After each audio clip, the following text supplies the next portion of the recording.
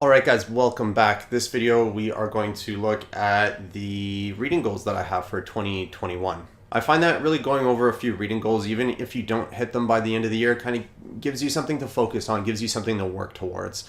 And unlike, some crazy sort of New Year's resolution, reading goals I think are a little bit more manageable, particularly if you're already a reader. And if you're not a reader, setting very manageable reading goals is a great way to start. And I found that I've talked to a lot of people who started reading a little bit more in 2020.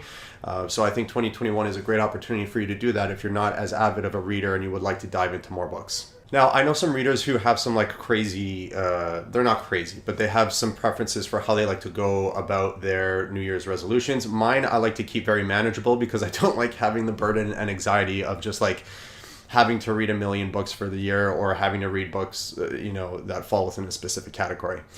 So without further ado, here are the 2021 reading goals that I have. Reading goal number 1 is to read 25 books at least. Now, if you look at any other book review channel or talk to any avid readers, 25 books a year is not that much. Now, if you don't read 25 books a year, it sounds like a ton.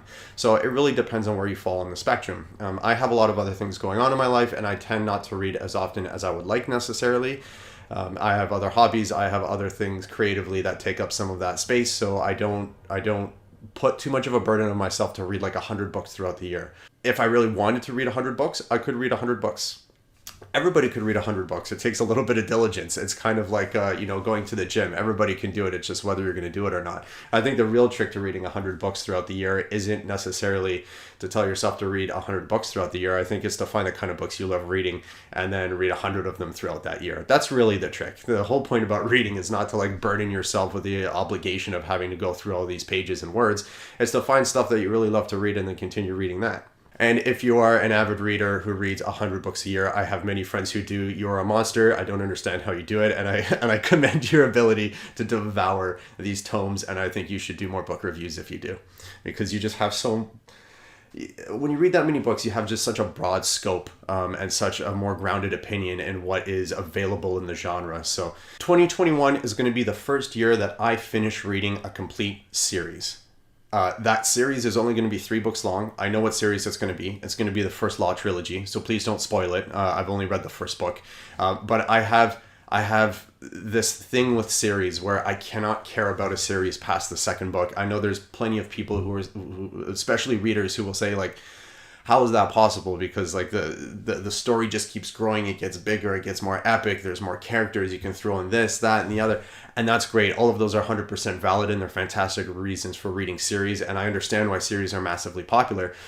I just like to sample a variety of stories, and I'm not the fastest reader in the world. So if I get into book 2 and it's great and I'm having a good time, but I'm not getting more out of book 2 than I was out of book 1, with the exception of just more character work. If it hasn't kind of grown in terms of what the story is, as opposed to just what's happening within that story, I tend to lose focus a little bit. And I'm more than happy to jump into another book that touches on maybe some other topics, some other themes, some other kind of stories that the author puts out there. I just have a hard time hooking onto series. That's just me personally. I know I'm kind of a standout there in terms of readers, because I know most readers prefer series, much in the way that many people prefer to watch very epic long TV shows, because you can follow these characters and you can grow with them a little bit. My third goal for 2021 is going to be a tough one for me, because it's going to be reading a self-published and or indie published author. Now, this isn't going to be tough for me because I don't think those books are great. I think there's plenty of phenomenal self-published authors. The reason why it's always hard for me to do this is because there is a little bit of a vetting process to go through the publishing world. And I didn't start reading until later on in my life. A lot of avid readers read a lot as they were growing up. And I actually did, strangely enough, I did a lot of writing when I grew up, but I didn't read a ton when I was growing up. I didn't start reading a lot until my mid-20s. So ever since then, I kind of felt like I've been playing catch up. And because I've been playing catch up, I've always wanted to dig into older books, classic books that I've missed, keystone books in a particular genre or movement of literature that I feel like would ground me in the current state of where fiction has come. Timeless tales that kind of stick with people and become part of the canon. I feel like I missed out on a lot of those things. So It's hard for me to look up newer authors who haven't gone through a vetting process when I'm constantly going back in time to feel or to fill in those blanks. That being said, that's a fallacious way of thinking. I don't want to think that way because, of course, it doesn't make sense. I'm somebody who might be considering self-publishing as well, and I have many friends who have gone the self-publishing route, and they're incredibly capable authors. I'd be more than happy to read their work. So this year, I do intend to dig into an indie publisher or self-published author because I think that's an important part of the market, and it's part of the market that is honestly huge, and it's just something that I've unfairly not given the time of day to. 2021 reading goal number 4, I think, is going to be to finish a DNF from a previous year, a book that I did not finish for whatever reason. Now, if I didn't finish the book because I didn't like the book, I'm not going to go back and force myself through it. I'm not the kind of reader that can just complete stories for the sake of completing them. If they're wasting my time, I'm not going to let them waste more of my time. Not to say that they're not good, just maybe not my cup of tea, or things that, again, opinion, but that I wouldn't consider as good or as worth my time. There are a few books that either I was absorbing in the wrong medium, or I could tell they were good books, but I wasn't in the mood for them at the time. One of them, I believe, is Shadow of the Wind. I can't remember the author's name, but it was a good book and I was enjoying it, but I was kind of feeling like something else. So like 70 to 100 pages in, I kind of dropped it and just went to a different title, but I think I'm going to go back to that one. Another one was 100 Years of Solitude. So I tried to listen to this as an audiobook, and if you're familiar with this book, keystone book in the field of magical realism by Gabriel Garcia Marquez.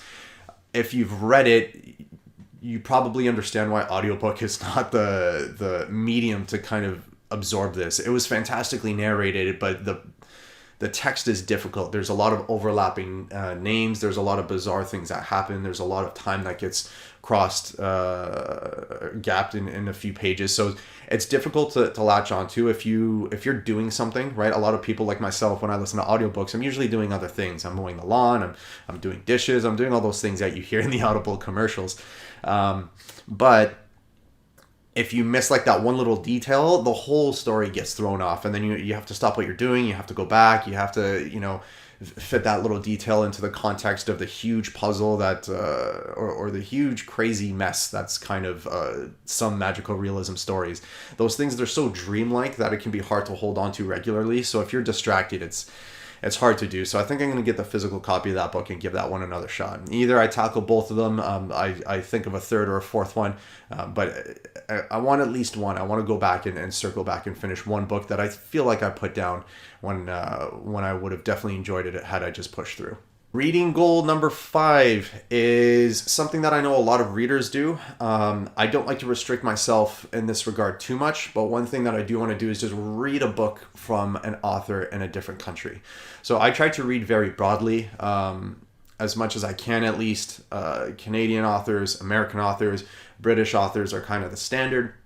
But then I've read authors from South America, from Africa, from Southeast Asia, from Russia. And the more that I expand into these other places, the more I kind of get a feel for perspectives that I wouldn't have had otherwise. And you also get a connection of human universality in terms of the condition and the things that we go through. I mean, I talked about this in my review for No Longer Human, even though that was a book that didn't connect with me as much as I hoped.